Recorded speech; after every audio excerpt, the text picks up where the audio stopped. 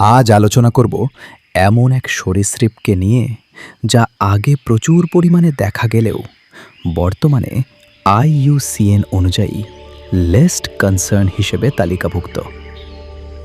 তাই বিলুপ্তপ্রায় না বলে ক্রমশ বিরল হয়ে উঠছে, বা স্থানীয়ভাবে দুর্লভ বলা বেশি সঠিক।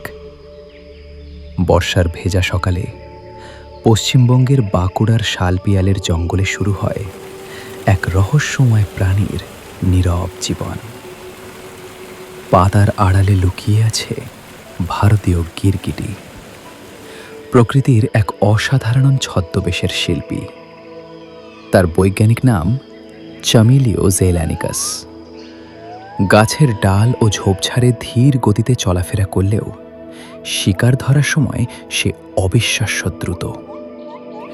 চোখ দুটি আলাদা আলাদা দিকে ঘুরতে পারে, ফলে চারপাশে একসঙ্গে নজর রাখতে সক্ষম।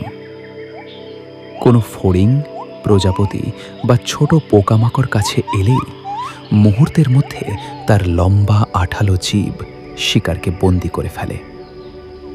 এভাবেই জঙ্গলের ক্ষতিকর পোকামাকড় নিয়ন্ত্রণে গুরুত্বপূর্ণ ভূমিকা রাখে এই সরীসৃপ। বর্ষাকালই তাদের প্রজননের সময়। স্ত্রী গিরগিটি মাটিতে ছোট একটি গর্ত খুঁড়ে ডিম পাড়ে। কয়েক মাস পর ডিম ফুটে বেরিয়ে আসে ক্ষুদ্র গিরগিটি, যারা জন্মের পর থেকেই নিজেরাই জীবনযুদ্ধ শুরু করে।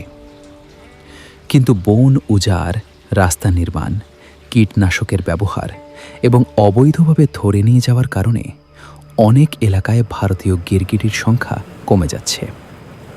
তাই তাদের নিরাপদ আবাসস্থল রক্ষা করা অত্যন্ত জরুরি।